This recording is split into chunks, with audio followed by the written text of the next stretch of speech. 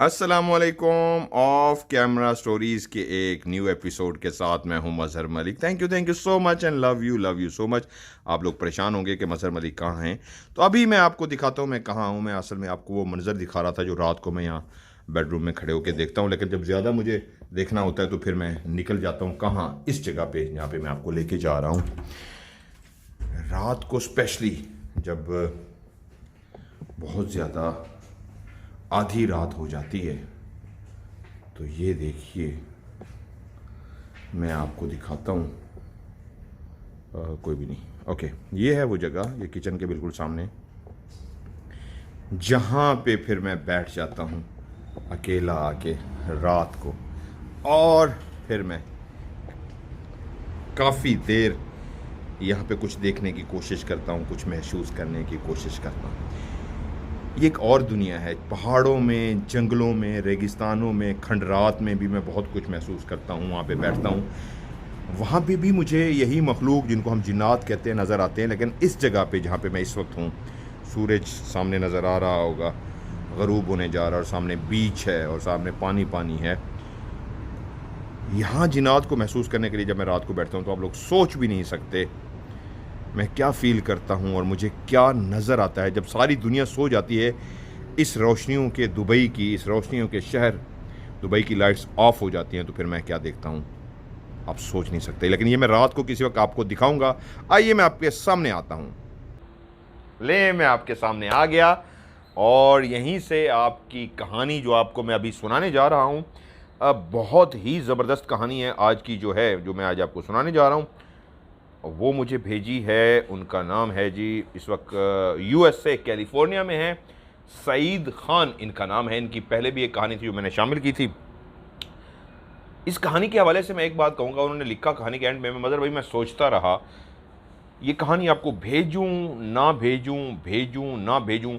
उनके गांव का एक इतना बड़ा राज जो उससे पहले किसी को पता नहीं था, वो पहली दफ़ा वो राज कहानी की शक्ल में बताने जा रहे थे। तो खुद भी परेशान थे, क्या मैं इस राज को बताऊं या ना बताऊं। और जब मैंने कहानी सुनी तो मुझे भी ये कहना पड़ा, वाकई ये उस गांव का बहुत बड़ा राज था जो उन्होंने मुझे सुनाया, और मैं आज आपको स्टोरी की सूरत में सुनाने जा रहा हूँ। बहुत ही ज़बरदस्त कहानी है जो मैं आज आपको सुनाने जा रहा हूँ। पॉइंट्स मैंने कुछ लिख लिए हैं, जिस तरह पता है आपको मैं लिखता हूँ। ये कहानी है खैबर पख्तूनख्वा का अंदर ही एक शहर है अटक, उसके करीब की। उन्होंने कहा जो रियल हमारा गांव है उसका नाम आप ना बताइएगा, बस अटक शहर जो खैबर पख्तूनख्वा में है इतना ही बताना काफ़ी है। सो उनके कहने पे मैं वही बताने जा रहा हूँ, और नाम उनका मैंने रियल आपको सईद खान बता दिया, USA कैलिफोर्निया में। किरदारों के नाम उन्होंने कहा है फर्जी रख दीजिए। मैंने कहा ओके, किरदारों के नाम मैं फर्जी रख देता हूँ। वो कहते हैं मैं उस वक्त छोटा था, पाकिस्तान में था, उस वक्त तक अभी अमेरिका नहीं गया था। एक शख्स जिसका नाम था, फर्जी नाम है ये सारे लेकिन रियल किरदार हैं जिनके साथ ये सारा कुछ हुआ है, नोमान शाह। उनको वो अंकल नोमान कहते थे। ट्रैक्टर ट्राली चलाते थे उस गांव के अंदर। बहुत ही नेक, बहुत ही ईमानदार, बहुत ही मुखलिस, बहुत ही प्यारा, बहुत ही ज़बरदस्त शख्स था। सब लोग नुमान शाह से बहुत प्यार करते थे। चलाता तो वो रोज़गार के लिए ट्रैक्टर ट्राली था, लेकिन उसके बावजूद किसी को मदद की ज़रूरत होती तो वो बग़ैर पैसे लिए उनके लिए ट्रैक्टर ट्राली लेके जाता, उनके काम करता, और सबके दिलों में उसके लिए बहुत रिस्पेक्ट और प्यार था। लेकिन जिस जगह की ये कहानी है वहाँ पे बहुत पुरानी भी नहीं है और बहुत नई भी नहीं है, लेकिन जो वाक़यात आज आपको सुनाने जा रहा हूँ ये तो अभी 1 साल पहले तक भी इस कहानी में वाक़यात होते रहे हैं। पहाड़ों के बीच बना हुआ ये खूबसूरत सा गांव जहाँ पे तकरीबन टोटल 20 से 25 घर होंगे, और वो भी फासले फासले पे। आज भी उस घरों के अंदर कल्चर है कि लोग एक घर के अंदर 8-10 फर्द, 5-6 फर्द मिलजुल के इकट्ठे रहते हैं। 3 कमरे, 2 कमरे, लेकिन उसमें सारे मिलजुल के रहते हैं। पहाड़ों के अंदर बने हुए कोई 2 से 3 वहां पे आज भी मज़ार हैं। कहा जाता है उन मज़ारों के बारे में, ये उन नेक बुजुर्गों के मज़ार हैं जिनकी अपने वक्त में बहुत करामात थी। लोगों ने अगर उनको देखा था तो हर वक्त इबादत करते हुए देखा था, इसी जगह पे ही देखा था। वो अल्लाह के नेक लोग थे, ऐसे अल्लाह के नेक लोग जो बहुत कम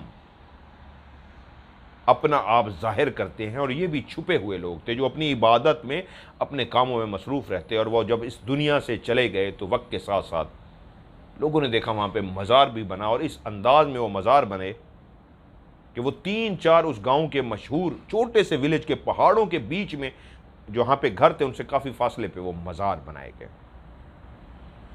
सईद खान जो स्टोरी सुना रहे हैं वो कह रहे हैं हम छोटे थे, हमने भी उन मज़ारों को देखा था, आज भी मौजूद हैं। पहला मंजर जो उन मज़ारों में देखा गया वो एक जुमे रात थी, जुमेरात, थर्सडे की रात। जुमेरात को वो कहते हैं।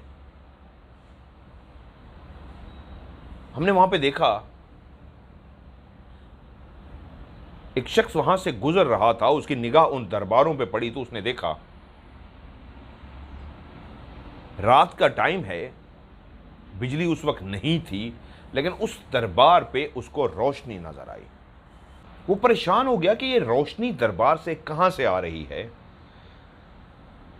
जब उसने दूर से देखा तो वो एक बिल्कुल हल्की सी रोशनी थी, और वो जैसे जैसे उस रोशनी के करीब गया तो उसको एहसास हुआ वो सिर्फ एक रोशनी नहीं थी, मुख्तलिफ जगहों पे दरबार पे दिए जल रहे थे जो रोशनी पैदा कर रहे थे।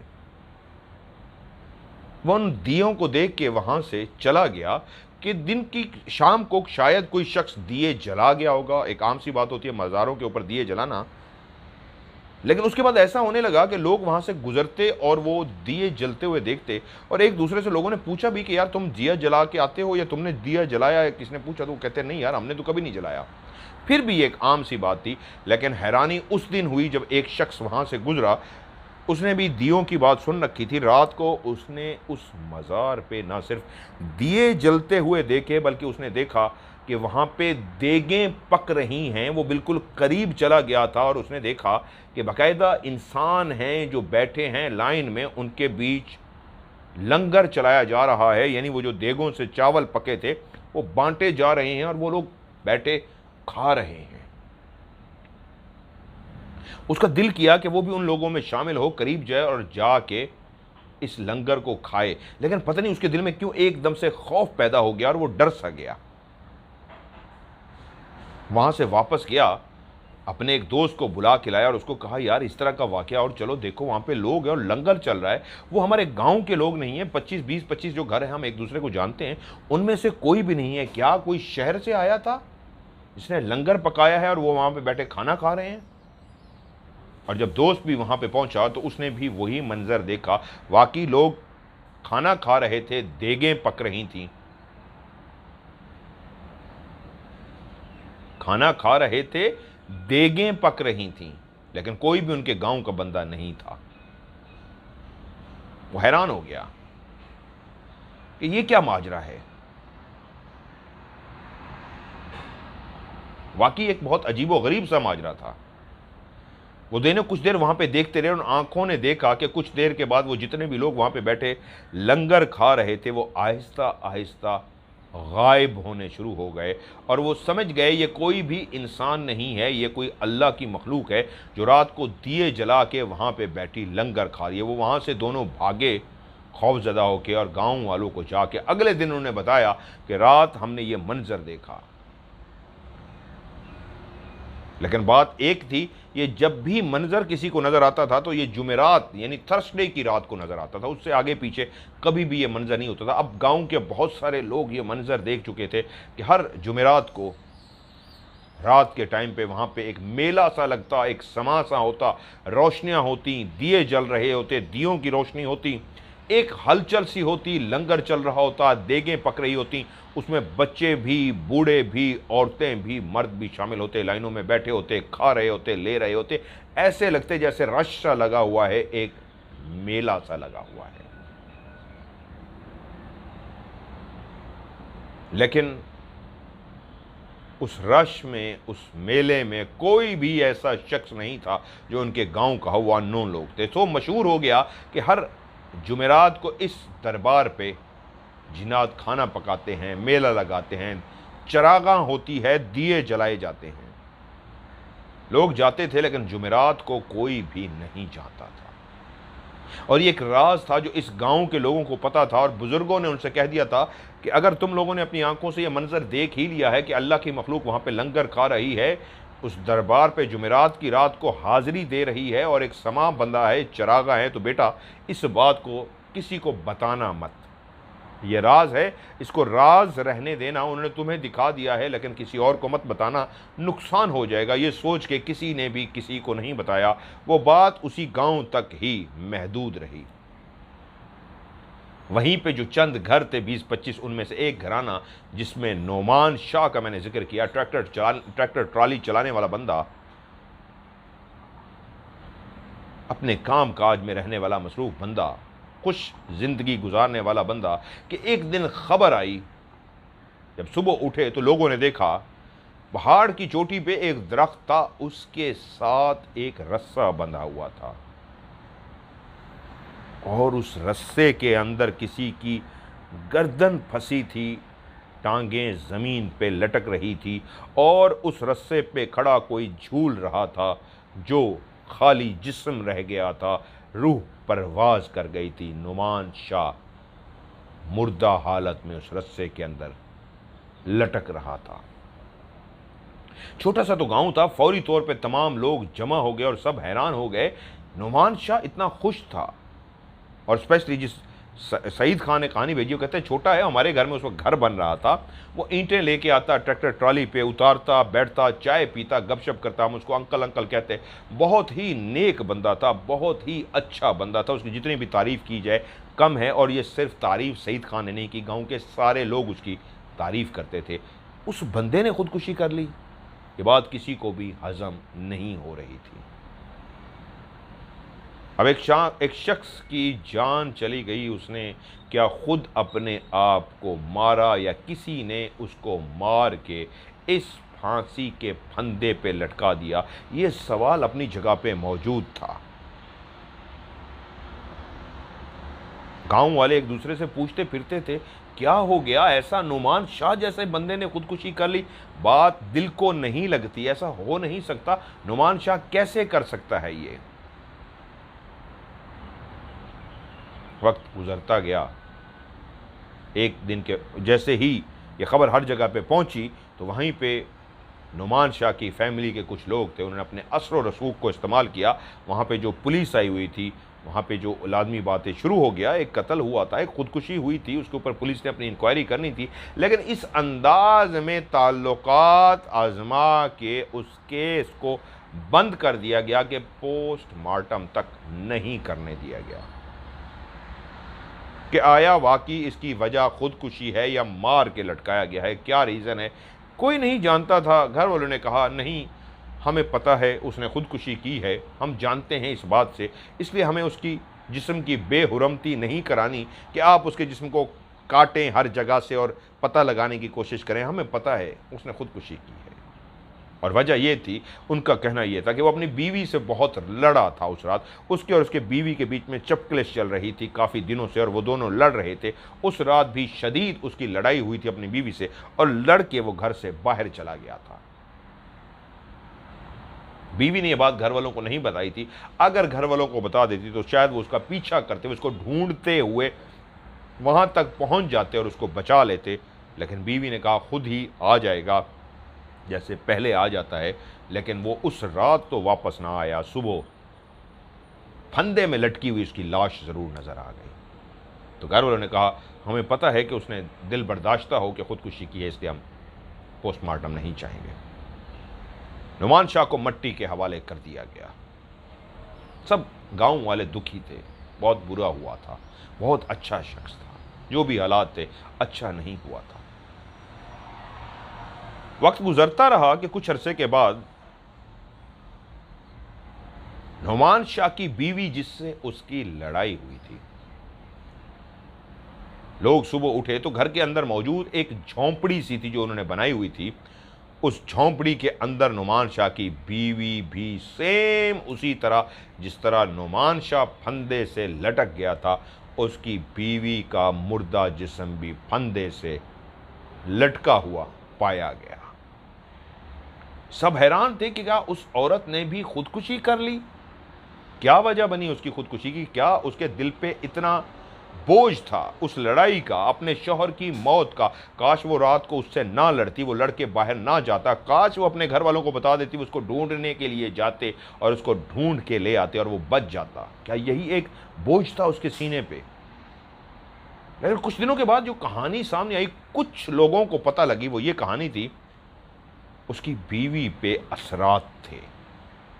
उसकी बीवी पे जिन्नात की हाजिरी होती थी, और जब उसके अंदर जिन्नात की हाजिरी होती तो उसका जिस्म मुड़ सा जाता, हाथ पांव मुड़ से जाते, पांव की उंगलियां टेढ़ी हो जाती, हाथ की उंगलियां भी टेढ़ी हो जाती और उसकी आंखें ऊपर को हो जाती। और वो जब वो बोलती थी तो वो नहीं बोलती थी, अंदर से कोई और बोलता था।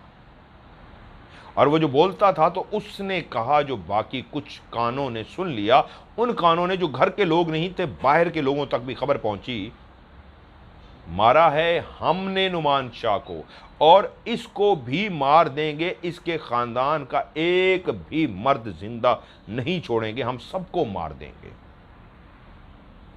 अब सब इस बात पे हैरान थे कि वो जब भी बीमार होती, मतलब जब भी उसके अंदर हाजिरी होती, जब भी उसके साथ इस तरह का मसला होता,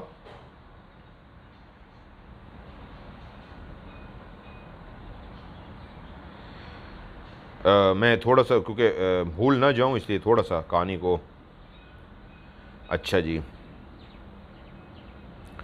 अब ये बात कुछ लोगों को पता लग चुकी थी कि नुमान शाह की बीवी ने भी खुदकुशी खुद से नहीं की, किसी अनजानी ताकत ने जो उसके जिस्म के अंदर हाजिर होती थी और अलल ऐलान कहती थी कि हमने ही नुमान शाह को मारा है, इसको भी मार देंगे, इस खानदान के तमाम मर्दों को मार देंगे, इन्होंने बहुत गलत काम किया है। ये सवाल अपनी जगह पे कायम था, क्या गलत काम किया है? ऐसा क्या हुआ है इनसे कि उन्होंने नुमान शाह जैसे एक नेक बंदे को मार दिया? और उसकी बीवी कहती थी तो लोग कहते थे ये पागल हो गई है, इस पे असरात हैं, ये बहकी बहकी बातें करती है, तो लोग उसकी बातों पे इतनी तवज्जो नहीं देते थे। लेकिन जब वो मर गई तो उस वक्त जिन लोगों ने इस बात को सुना था कि हम मार चुके नुमान शाह को, इसको भी मार देंगे, हर मर्द को कत्ल कर देंगे, तो फिर वो सोचने पे मजबूर हो गए क्या हुआ है, क्यों ऐसी बातें हो रही हैं। खैर, वक्त गुजरा, माह रमज़ान आने वाला था। वहीं पे नुमान शाह का, ये मैं नाम सारे फर्जी रखे हैं, गफ्फार शाह भाई, वो मेहनत मजदूरी करता था। पहाड़ों के बीच में कमरा बना हुआ था जहाँ पे वो पत्थर तोड़ते थे और पत्थर तोड़ के ट्रैक्टर ट्राली पे डाल के शहर लेके जाते थे। आपको पता होगा सड़कें जो बनती हैं पत्थरों से बनती हैं, तो उस इलाके में अटक वाली साइड पे वो लोग अपने उस गांव से पत्थर तोड़ने की मजदूरी करते थे। गफ्फार शाह भी यही काम करता था। लेकिन कमाल की बात यह थी, गफ्फार शाह की उम्र नहीं, ये माजरत मैं कह गया हूँ, उसका भाई नहीं कह गया, उसके फैमिली में से ही था। ये एक नौजवान था जिसकी उम्र 15 साल थी, बहुत ही खूबसूरत, बहुत ही नेक, और सईद खान जो अमेरिका में कहते हैं कि मेरा बहुत अच्छा दोस्त था। हम इकट्ठे मस्जिद जाते थे, जब तक मैं पाकिस्तान था हम इकट्ठे कुरान मजीद पढ़ने जाते थे, गपशप करते थे और हम इकट्ठे रहते थे। बहुत ही अच्छा सुलझा हुआ प्यारा बच्चा था, कोई आदत कोई बात ऐसी नहीं थी। वक्त ने पर लगाए, मैं अमेरिका चला गया और वो जब जवान हुआ तो मेहनत मजदूरी करने लगा, पहाड़ों के बीच में पत्थरों को तोड़ता और उसका वही रोजगार था। माह रमज़ान का महीना था कि ऐसा लोगों ने देखा, एक रात क्या उसके दिल में आई कि उसने चूहे मारने वाली गोलियां उठाईं और सारी की सारी गोलियां उसने खा लीं। और उसी पहाड़ की चोटी पे बना हुआ जो कमरा था जहाँ पे वो अपना कोई सामान वगैरह रखते थे, वहाँ पे ही वो पत्थर तोड़ते थे, उसी कमरे में ही वो गोलियां खा के लेट गया। सुबह जब मजदूर काम करने के लिए वहाँ पे पहुँचे तो उन लोगों ने देखा उसका मुर्दा जिस्म वहाँ पे पड़ा हुआ था। सब इस बात पे हैरान हो गए कि इस नौजवान को, जिसकी उम्र ही अभी कुछ नहीं थी, गुर्बत की वजह से पत्थर बैठा तोड़ रहा था, अभी तो इसके खेलने कूदने के दिन थे, लेकिन इसने क्यों खुदकुशी कर ली, इसने क्यों जहर खा लिया, चूहे मार गोलियां खा ली और अपने जिस्म को ख़त्म कर डाला, क्या वजह बनी। अब इस ख़ानदान की तीसरी मौत थी जिस पे सवालिया निशान तो था, लेकिन अब लोग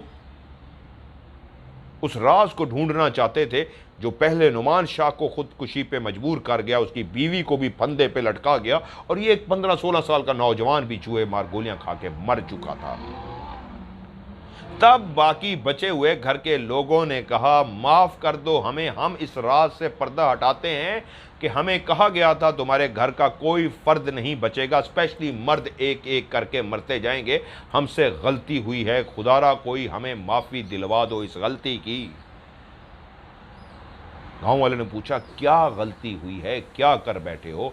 तो उन्होंने कहा, नुमान शाह को पता लगा था कि वो जो मज़ार है जहाँ पे हर जुमेरात को चरागां होता है, मेला सा लगता है, लंगर बढ़ता है और वो मखलूक नज़र आती है, उसके फ़लाँ कोने का फ़लाँ जो हिस्सा है वहाँ पे ख़जाना दफन है, एक सोने की पूरी देग उसके अंदर दफन है।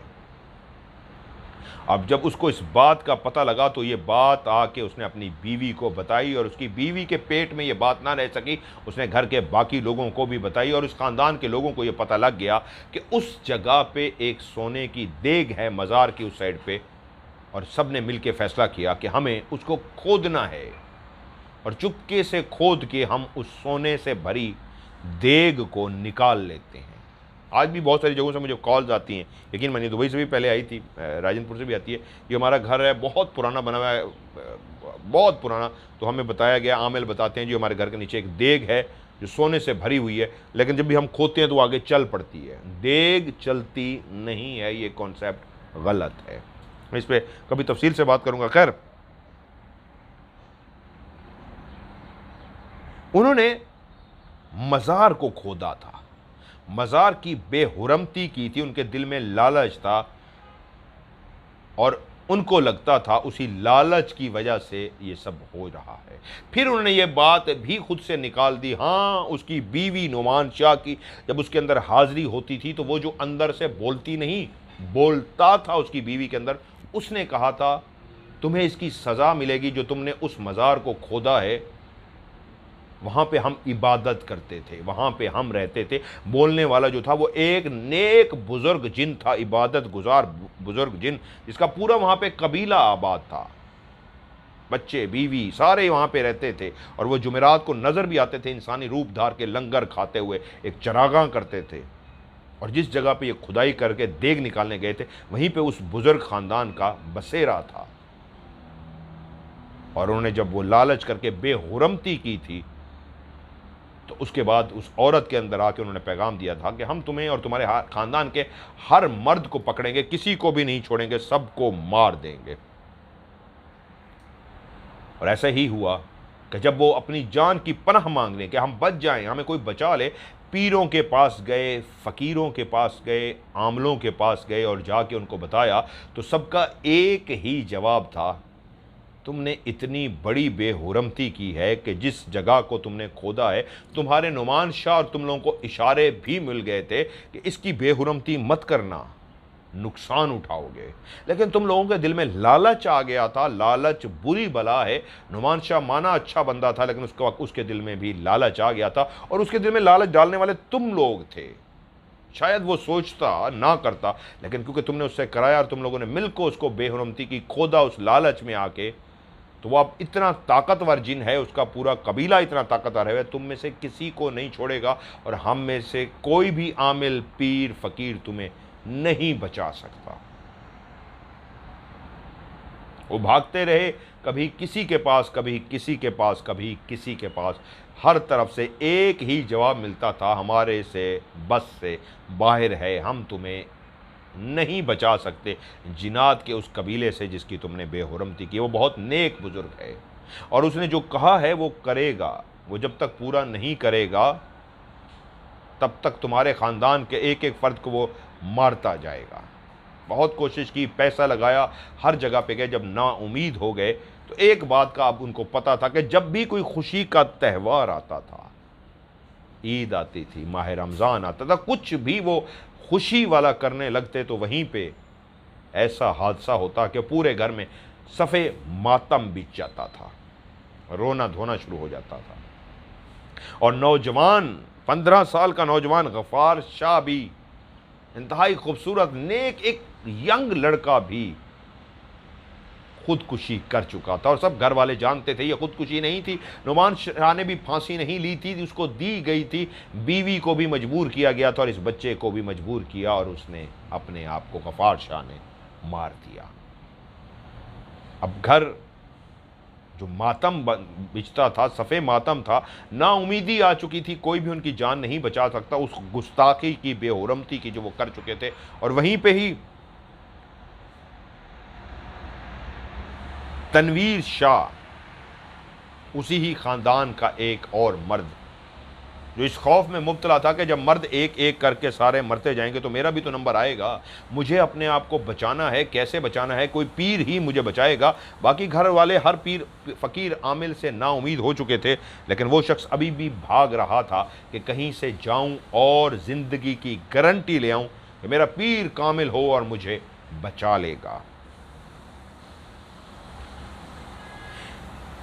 तनवीर शाह आज़ाद कश्मीर कोटली में ही, ये रियल जगह है, एक दरबार जिसका नाम उन्होंने कहा ना बताइएगा, तनवीर शाह उस दरबार पे पहुंचा और पीर साहब के चरणों में पाँव में गिर गया, गिड़गिड़ा के कहा, मुझे बचा लीजिए, मुझे नाउमीद मत कीजिए, मुझे पता है मैं इस दरबार पे आया हूँ और आप गद्दी नशीन हैं, आप पीर हैं, अल्लाह के वली हैं, नेक बंदे हैं, आप मेरी ज़िंदगी बचा सकते हैं। पूछा क्या हुआ?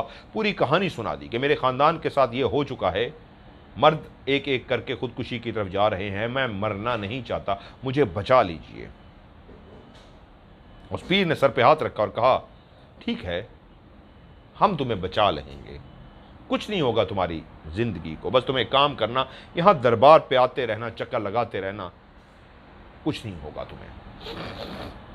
तनवीर का अब वो इतना कम से कम खुश हो गया था कि उसको ज़िंदगी की किसी ने गारंटी दे दी थी कि तुम्हारी ज़िंदगी को कुछ नहीं होगा, तुम्हें बचा लिया गया है। वो पीर साहब, वो पहुंची हुई हस्ती तुम्हें कम से कम बचा लेंगे।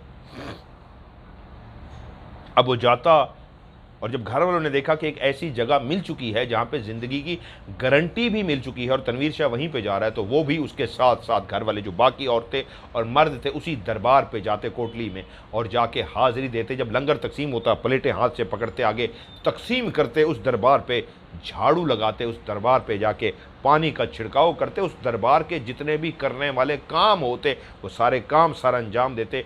ऐसा कोशिश करके दिखाते कि पीर साहब राज़ी हो जाए, हमारी ज़िंदगी बख्श दी जाए, हमारी ज़िंदगी उस कबीले से, नेक बुज़ुर्ग जिनके कबीले से बचा ली जाए। और ये लोग बढ़ चढ़ के, इनके पास जो कुछ होता वो ये ले जाते, लंगर की सूरत में ख़ुद भी बांटते, मदद भी करते और अपनी कमाई भी इस बात पे इन्वेस्ट करते कि इस दरबार से गारंटी मिली थी ज़िंदगी की कि तुम्हारी ज़िंदगी को बचा लिया जाएगा। जहाँ पे अकेला सिर्फ तनवीर शाह गया था, अब उसके साथ बाकी बचे हुए मर्द भी, नौजवान लड़के भी और औरतें भी जा रहे थे इस गारंटी पे कि हर तरफ से नाउमीद हो चुके हैं, किसी पीर फ़कीर आमिल ने उम्मीद नहीं दिलाई। वाहिद ये गद्दी नशीन थे जिन्होंने सर पे हाथ रख के कह दिया था तुम्हारी ज़िंदगी को कुछ नहीं होगा, इसलिए बढ़ चढ़ के उस दरबार पे जा रहे थे। जब जब मौका मिलता, रोज़ी कमाते, पैसे जो भी जमा होते, जाके दरबार पे लंगर पे लगा देते, खिदमत करते, झाड़ू लगाते, हर वो काम करते जिससे उनको खुशी मिलती। शुक्र है हम बच जाएंगे। लेकिन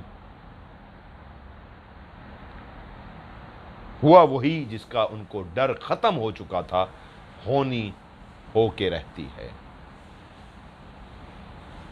तनवीर शाह ईद से कुछ दिन पहले दरबार पे हस्बे मामूल हाज़िरी देने के लिए गया। उसने उसी तरह दरबार की सफाई की, झाड़ू लगाया, पानी भर के रखा घड़ों के अंदर, छिड़काव किया, वो सब तमाम जो काम करने वाले होते हैं वो सारे उसने काम किए। लेकिन वहीं पे ही बीमार हो गया। ऐसा बीमार हुआ कि 2-3 दिन वहीं पे रहा और बीमारी की ही सूरत में उसको कहा गया कि तुम अपने आप घर जाओ। और जब घर जाने के लिए वो बस के अंदर सवार हुआ तो बस अभी रास्ते में ही थी कि उसको दिल का दौरा पड़ा और वो वहीं मर गया। और फिर कुछ दिनों बाद जो ईद आने वाली थी उसी घर में फिर से सफ़े मातम बिछ चुका था। वही जो उस घर में होता आया था, जब भी कोई ईद या कोई बड़ा खुशी का त्यौहार आता था वहाँ मातम होता था, और एक और मुर्दा जिस्म लाया जा रहा था तनवीर का उस घर में, जो उसी दरबार से सबको गारंटी दिलवा चुका था कि तुम भी बच जाओगे, मैं भी, और वो भी मुर्दा लाया गया। तो बाकी घर वाले भी अब टोटली नाउमीद हो गए कि यहाँ से ही तो गारंटी मिली थी कि हमारी जान बच जाएगी, और यहाँ से भी जब इसकी ही लाश पहुँच गई है, इसको भी कोई नहीं बचा सका, तो हम कैसे बचेंगे, हमारा मरना भी तय है। वो घर वाले एक बात तो जानते थे, लालच में आके वो ऐसा काम कर बैठे थे कि जो उनको नहीं करना चाहिए था, और फिर वो सब सर जोड़ के बैठ गए, उस रात को याद करना शुरू हो गए जिस रात वो सब इकट्ठे निकले थे। उसमें 2-3 मर्द थे, उन्होंने अपने हाथों में ऐसा सामान उठाया हुआ था जो ज़मीन खोदने के लिए था, वो पथरीली ज़मीन खोदने के लिए, जिससे वो ख़जाना निकालने जा रहे थे। वो एक बहुत अंधेरी रात थी। वो तीनों मर्द वहाँ पे बैठे थे, आपस में सर जोड़ के इंतज़ार कर रहे थे। आज वो फैसला कर चुके थे, सुबह ही वो बैठे थे सर जोड़ के कि आज रात को हम, जब सब गांव वाले सो जाएंगे, तो हम उस जगह पहुंचेंगे और वहां से वो सोने की देग निकाल के ले आएंगे। जब वो पूरी प्लानिंग कर चुके तो ख़वातीन को बताया गया कि हम रात को इस टाइम निकलेंगे। तो ख़वातीन ने तैयारी कर ली कि जब वो पूरी देग आएगी तो घर में किस तरह उसको छुपाने का एहतमाम किया जाएगा, किस जगह पे उस देग को रखा जाएगा, वो भी उनमें शामिल हो गई थी। और वो सबसे बढ़ के जो इसमें हिस्सा ले रही थी वो नुमान शाह की बीवी थी, जिसने ही नुमान शाह को मजबूर किया था। नुमान शाह ने बात बता तो दी थी अपनी बीवी को कि मुझे पता लगा है, किसी बुजुर्ग ने बताया है कि उस जगह में फलां जगह पे एक देग है, लेकिन वो देग जो है वो सोने से भरी हुई है। उस देग को वही निकाल सकता है जो बहुत बहादुर हो। उस देग को निकालने में डर भी है, खतरा भी है, नुकसान भी है, लेकिन अगर 2-3 लोग कोशिश करें तो उस देग को निकाला जा सकता है। वो बुजुर्ग जो था, जो वो नुमान शाह को बता रहा था, असल में वो नुमान शाह उसकी बहुत रिस्पेक्ट करता था और दिल से उसको एक नेक हस्ती मानता था। उस हस्ती का कहना यह था कि मैंने चिल्ला करके पता लगा लिया है, ये वाली जगह है जहाँ पे खजाने की देग दफन है। मैं बुजुर्ग हूं, मैं निकाल नहीं सकता, लेकिन एक शर्त है, मैं तुम्हें इजाज़त दे सकता हूं कि अगर तुम देग निकाल के ले आओ तो उसमें से मुझे भी हिस्सा दोगे, देग तुम निकाल लोगे। और नुमान शाह ने उसके साथ तय कर लिया था कि मैं देग निकाल लाऊंगा और आपको हिस्सा देने को भी तैयार हूं। उस देग ने कहा, उस बुजुर्ग ने कहा, तो ठीक है, ये एक टाइम पीरियड है, अभी इंतज़ार करो, और इस दिन के बाद तुम्हारे पास 5-7 दिन होंगे, तुम जब भी जाओ निकाल के आ जाना, लेकिन इसमें खतरा भी हो सकता है। अकेले के लिए शायद मुश्किल हो तो 2-3 लोग जा सकते हैं, मगर डरना नहीं है तुम लोगों ने। और यही बात जब उसने अपनी बीवी को बताई तो बीवी ने कहा, इसमें परेशानी की क्या बात है, घर में और लोग हैं ना, उनको भी बीच में शामिल कर लेते हैं, देग निकाल लेते हैं। लेकिन नुमान शाह ने कहा इसमें खतरा है, बहुत ज्यादा नुकसान भी हो सकता है। तो बीवी ने कहा आप डरते क्यों हैं, कुछ भी नहीं होता, वो है ना, वो इतने नेक बुजुर्ग हैं, जब वो पढ़ाई करेंगे तो आपको किस चीज़ का डर है, कोई मुश्किल नहीं है, निकल आएगी देग उसमें से। और नुमान शाह कहता था बार बार, नहीं मेरा दिल नहीं मानता, हमें ये नहीं करना चाहिए, लेकिन बीवी उसको मजबूर करती। यहाँ तक कि बीवी ने बाकी बंदों को ला के उसके सामने बिठा दिया जो तैयार थे, कह रहे थे हाँ नुमान शाह कुछ भी नहीं होता, हम तुम्हारे साथ हैं, वो नेक हस्ती, हम निकाल लेंगे, तुम्हें नहीं लगता हमारा अच्छा सा घर हो, हमारे पास वो तमाम दुनिया की खुशियाँ हो जो हम उस सोने की देग से हासिल कर सकते हैं। और यूँ नुमान शाह कायल हो गया। उस रात औरतें तैयारी कर चुकी थी, रात को जब वो देग उठा के लाएंगे किस जगह पे उसको छुपाया जाएगा और क्या क्या प्लानिंग की जाएगी। वो तीनों मर्द रात की तारीकी में वहां से रवाना हुए। जब उनको अंदाज़ा हो गया कि गांव के लोग इस वक्त गहरी नींद सो चुके होंगे, वो खामोशी से चलते हुए कोशिश कर रहे थे कहीं पे कोई खटका ना हो, कोई आवाज़ पैदा ना हो, क्योंकि कोई देख लेता तो सवाल ज़रूर करता कि रात के इस पैर सब खैरियत है ना, कहाँ जा रहे हो। क्योंकि आज भी छोटे शहरों में मैं भी राज करने के लिए जाता हूँ, तो रात को वापसी पे आते हुए, अभी भी मैं राजनपुर जब गया हुआ था फाजिलपुर में, अभी भी जब वापस आ रहा था लोग डंडे लेके बाहर खड़े हुए थे यार, वहाँ पे रोशनी नज़र आ रही थी, एक कोई लाइट जल रही थी, सब खैरियत है ना। तो उनको बताया यार मैं अकेला बंदा था, मैं रिकॉर्डिंग कर रहा था। लोग डर जाते रोशनी देख के कि क्या हुआ है।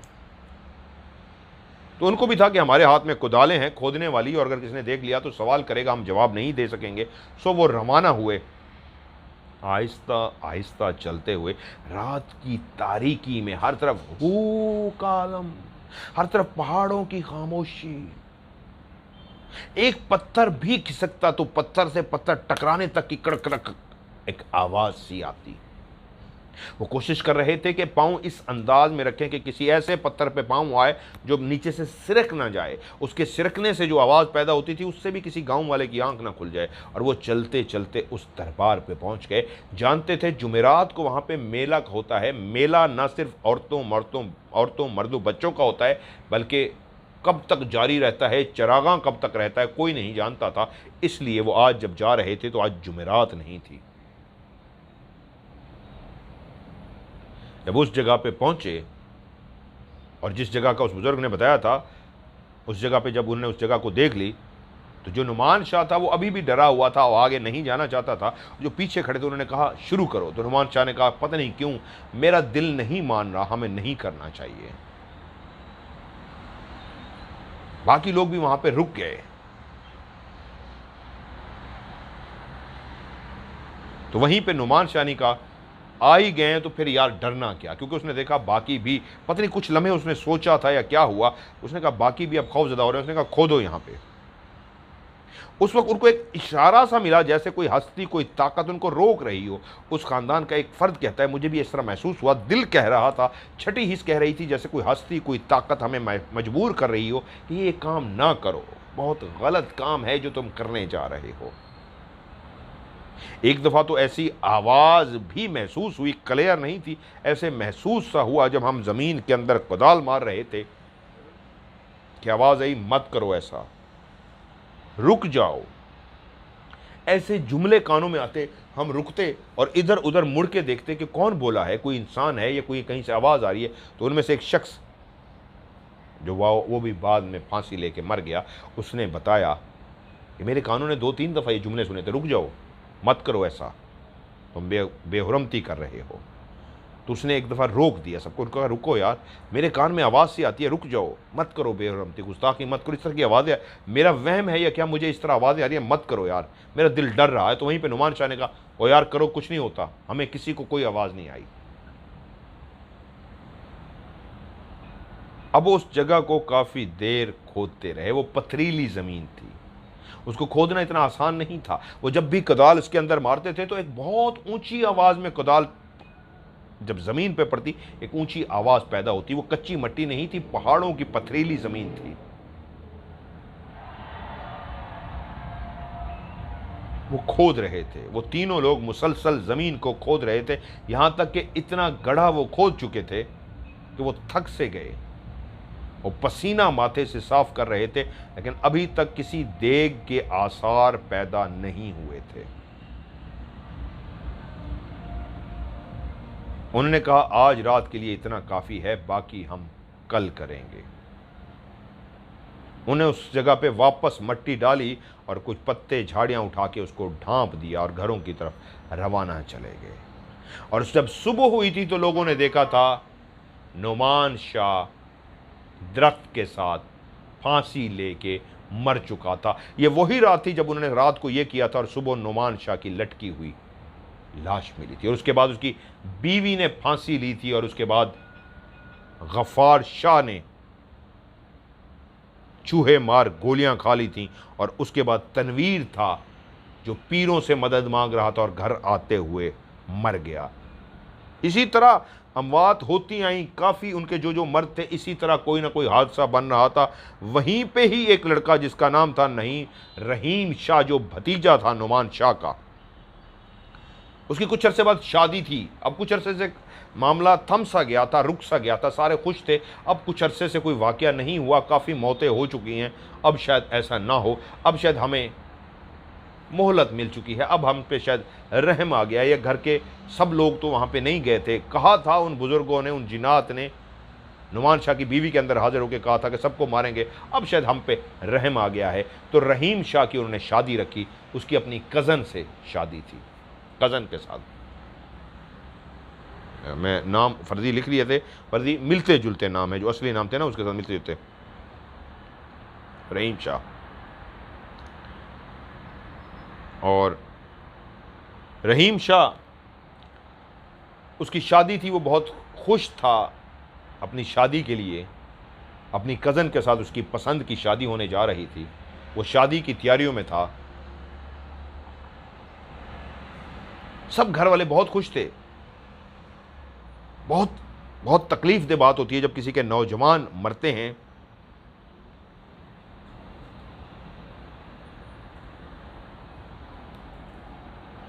बहुत गांव वाले भी दुखी थे कि उस घराने के साथ बहुत सज़ा मिल चुकी। अब वो भी दुआएं करते थे कि ये सिलसिला बंद हो। तो वो जब शादी की तैयारियां शुरू हुई और गांव वाले भी बढ़ चढ़ के उसमें हिस्सा ले रहे थे कि अब इनके यहाँ भी सिलसिला मौत वाला रुका है, चलो कोई ये भी खुशी देख लेंगे, वरना जब भी कोई त्यौहार आता, ईद आती, माह रमज़ान आता, ये लोग मैयत ही उठाते थे। शादी के दिन बहुत करीब आते जा रहे थे, धूम से पूरे गांव वाले इस शादी को खुशी से मना रहे थे, क्योंकि इस घर ने बहुत तकलीफ देखी थी। आज शादी को 3-4 दिन रहते थे कि रात को वो लड़का रहीम शाह जिसकी शादी होने जा रही थी, बहुत अच्छा, बहुत नेक, सईद खान जिन्होंने कहानी भेजी है वो कहते हैं मेरे उसके साथ भी बहुत याराना था, बहुत नेक था, बहुत नौजवान खूबसूरत था, बहुत अच्छा था, बहुत अच्छा, जितनी भी तारीफ़ करूं, नेक भी था, नमाजी भी था, इखलाक का अच्छा था, हर तरह से अच्छा था। और शादी उसकी हो रही थी। अपने कमरे से उसने रात के टाइम पे 2 नाली बंदूक होती है जिसमें कारतूस डलता होता है, तकरीबन इतनी लंबी तो उसकी नाली होती है, कोई 3 फुट 4 फुट लंबी नाली होती है। उसने अपने कमरे से 2 नाली वाली बंदूक उठाई और खामोशी से चलता हुआ घर के बाहर पिछवाड़े गया और वीराने में जाके उसने वो बंदूक अपने सीने पे रखी, बस गोली चला दी। पिस्तौल होता है यहाँ पे रखना आसान होता है, उसको पकड़ना आसान होता है, इंसान यूँ पकड़ के ट्रैगर दबा देता है, घोड़ा दबाता है, इंसान गया। लेकिन सब इस बात पे हैरान थे, इतनी बड़ी बंदूक आप दूसरे को तो मार सकते हैं, अपने सीने पे रख के तो आप घोड़ा चला ही नहीं सकते, ट्रैगर दबा ही नहीं सकते। हाँ, आप नीचे रखें और पाँव के अंगूठे से इस तरह कुछ करें तो हो सकता है, लेकिन किस तरह उसने इस तरह दूर पकड़ी, इतनी बड़ी नाली, हाथ आपका इतना लंबा नहीं होता जितनी लंबी उसकी नाली होती है, कि उसने अपने सीने पे रख के मारी है। और उस कारतूस की जब आवाज़ आई है जो उसको सीने में लगा है, क्योंकि मैंने लाइव अपनी ज़िंदगी में देखा था, मैं हॉस्पिटल में था, मेरी सिस्टर का ऑपरेशन हुआ था, तो एक शख्स आया था जिसको कारतूस मारा गया था, वो 12 बोर की गोली मारी गई थी यहाँ पेट के अंदर। तो डिस्पेंसर मेरा दोस्त उसने मुझे बुला के ले गया था, वो यार तुम्हें दिखाऊं, तो इतना बड़ा सुराख था, उसको पूरा कारतूस लगा हुआ था, मैंने देखा था, बहुत डर गया था मैं, बहुत अरसा डिस्टर्ब रहा था। तो उसने अपने आप को कारतूस मारा था और घर वाले जब भाग के पहुंचे देखा वो खून में लथपथ पड़ा हुआ है, लेकिन अभी जिंदा था, उसके सांस चल रहा था। सब फिर से रोना शुरू हो गए। 3 दिन बाद शादी है, गाड़ी का एहतमाम किया गया, इसको अस्पताल लेके जाओ। और जब उसको अस्पताल लेने के, उसको उठा के गाड़ी में रखा और अस्पताल की तरफ जा रहे थे, तो आखिरी जुमला जो उसने बोला, मौत की हिचकी लेने से पहले उसने कहा, किसी पे इल्ज़ाम मत लगाना, किसी पे शक मत करना, मुझे किसी ने नहीं मारा, मुझे उन्होंने मारा है जिन्होंने मेरे बाकी घर वालों को मारा है। गांव के किसी इंसान ने मुझे नहीं मारा, मुझे उन्हीं जिनात ने मारा है जिन्होंने मेरे घर के बाकी लोगों को मारा है। और उसके बाद आखिरी उसने हिचकी ली और वो भी उस गाड़ी में जो सवार होकर अस्पताल जा रहा था वहीं पे मर गया। और कहानी यहां पे रुकी नहीं, अभी एक और नौजवान था जिसकी 1 साल पहले डेथ हुई है। सईद कहते हैं 1 साल पहले, जिसका नाम था, ये भी मैंने फर्जी रखा है, नाजिम शाह, मिलते जुलते नाम है, नाजिम शाह। उम्र थी उसकी 35-36 साल का लड़का था, वो आदमी था। वो भी बिल्कुल ठीक था, लेकिन कुछ अरसे बाद पागल हो गया, बहकी बहकी बातें करना शुरू हो गया। वो कहता था, हंसता था, रो के दिखाता था, इस अंदाज में बातें करता था जैसे इसको अंदाजा हो गया था अगला शिकार नाजिम शाह है, अगली बारी नाजिम शाह की है। बैठे बैठे हंसना शुरू कर देता और बैठे बैठे रोना शुरू कर देता। गांव वालों को अंदाजा हो चुका था, एक कुछ अरसा पहले अपने आप को बंदूक मार के जा चुका है, ईद आने वाली है। जब ईद आने वाली है तो फिर कोई और जाने वाला है, कोई एक और जिंदगी खत्म होने वाली है। और ऐसा ही हुआ। ईद से कुछ अरसा पहले आखिरी इस फैमिली का, आखिरी तो नहीं, इस फैमिली का ही एक मर्द नाजिम शाह भी दरख्त की एक टहनी के साथ रस्से से बंधा, गर्दन उसके अंदर झूलता हुआ, पूरा जिस्म मुर्दा हालत में लटक रहा था। नाजिम शाह वो जो पागल सा था, रोता था, हंसता था, अपने आप के साथ बैठ के बातें करता था, अपने आप से बातें करते हुए हंसता था, अपने आप से बातें करते हुए रोता था। उसने भी गले में फंदा डाल के खुदकुशी कर ली। और ये 1 साल पहले की वाकया है। जिस गांव की ये कहानी है, इस शख्स ने जिसने कहानी भेजी, उन्होंने कहा शुरू में, इसीलिए मैं खौफजदा हूं, सोच रहा हूं, सईद खान ने कहा, जो यूएसए कैलिफोर्निया में, कि राज है, इस खानदान ने ये राज, अभी तक इस गांव ने राज को बाहर नहीं निकाला। पहली दफ़ा मैं आपकी ऑफ कैमरा स्टोरी में, ओसीएस में इसको भेजने जा रहा हूं ताकि खुद भी परेशान हूं, क्या ये कहानी मैं सबको सुना दूं। ये एक सच्ची कहानी है जो उस लोगों के साथ हुई है। और ये नहीं पता, वो नहीं जानता मजीद कोई अगर उस खानदान का मर्द है जो अभी लिस्ट में उसका नाम शामिल है और वो भी मरने वाला है, लेकिन उन्होंने इस कहानी को बाहर नहीं निकाला। ना उम्मीद थे, किसी पीर फकीर आमिल ने कोई गारंटी नहीं दी थी। एक ने गारंटी दी थी, उसकी गारंटी भी काम नहीं, वो रास्ते में एक बस पे मर गया। क्या हार्ट अटैक हुआ, जबकि उसको तो कोई मसला ही नहीं था, बिल्कुल वो फिट था, नौजवान था, उसको कौन सा दिल का मसला। तो कहते हैं 1 साल पहले उस नाजिम शाह 35-36 साल का नौजवान खुदकुशी करके मरा है। ये हमारे गांव की, उसने कहा, सच्ची कहानी है। मुझे नहीं पता मुझे आपको बताना चाहिए नहीं, लेकिन इतना है, लालच बुरी बला है। उन्होंने बेहुरमती की, लेकिन उस बेहुरमती की उनको कैसी ऐसी सज़ा मिली कि आज भी उनके ख़ानदान के अंदर ये खौफ है। अभी भी जब ईद या इस तरह का इवेंट आएगा तो उनका एक बंदा इस दुनिया से चला जाएगा। ये कहानी थी जो मुझे सईद खान ने भेजी। सईद खान, अगर मैं उनकी हेल्प कर सकता हूँ, मैं हाज़िर हूँ। करना अल्लाह की ज़ात ने, मैं एक वसीला हूँ, लेकिन मैं कोशिश ज़रूर कर सकता हूँ। मैं पीर फ़कीर नहीं हूँ, मैं आमिल नहीं हूँ, मैं स्पिरिचुअल स्कॉलर नहीं हूँ, आम सा बंदा हूँ। अल्लाह की मखलूक की काम करने की कोशिश करता हूँ कि अल्लाह की मखलूक मुझसे राज़ी हो जाए। तो शफ़ा अल्लाह देता है, तो मैं ज़रूर कोशिश कर सकता हूँ, अगर मुझे मौका दिया जाए तो मैं उस फैमिली से मेरा रब्ता कराया जाए, मैं उनके काम आ सकता हूँ। ये थी जी आज की कहानी। तो मैंने इस तरह, लाइटें बाहर जलना शुरू हो गई हैं, रात शुरू हो गई है, और मैंने आपको बैठ के कहानी सुनाई। गला अभी भी मेरा ख़राब है, खिचखिच होती है, ज़ोर नहीं लगा सकता, लेकिन आपका प्यार है, आपसे लव है, because you are my family, MMTV family हैं आप सब लोग। तो मैं अपनी फैमिली जो बेचैनी से इंतज़ार करती है कहानी का, तो मैं कहानी को मिस नहीं कर सकता। सो ये थी आज की कहानी। आप भी कहानियाँ भेजिए। और हाँ, एक आखिरी बात, बहुत से लोग मुझसे मिलने के लिए कह रहे हैं, मुझे मैसेज भी आ रहे हैं, मैं एक इकट्ठा ही मैसेज देता हूँ। जो लोग भी मुझसे मिलने के लिए कह रहे हैं, मैं इंशाल्लाह मेरे पास सिम आने वाली है, जुनेद भाई को मैंने कह दिया है, सिम जैसे ही आती है दुबई की, तो मैं एक शॉर्ट वीडियो बना के उसमें अपना मोबाइल नंबर आपको बता दूंगा। ये मेरा मोबाइल नंबर है। मैं अभी 2-3 दिन मज़ीद फैमिली के साथ जो फंक्शन है, शादी है, ये कंप्लीट हो जाए, जैसे शादी कंप्लीट हो जाएगी तो उसके बाद मैंने 6-7 दिन रखे हुए हैं, 5-6 दिन जो लोगों के साथ मिलना है, घूमना फिरना है। तो मैं शॉर्ट वीडियो बना के आपको अपना नंबर दे दूंगा, तो आप लोग मुझसे रब्ता करके मिल सकते हैं। एक आज मैसेज आया हुआ, तो कह रहे हैं इसी होटल में आपसे मिलना है। मैंने कहा मोस्ट वेलकम, आप आ जाइए, मुझसे मिल सकते हैं। तो मैं आप लोगों को शॉर्ट वीडियो बना के नंबर दे दूंगा, आप मुझसे रब्ता कीजिएगा, तो इंशाल्लाह आपकी मेरी मुलाकात दुबई में जितने लोग भी हैं, इंशाल्लाह कोशिश करूंगा सबसे मिल के जाऊँगा। सो आज की ऑफ कैमरा स्टोरी से मज़हर मलिक को दीजिए इजाज़त। अपना ढेर सारा ख्याल रखिएगा। खुदा हाफिज़।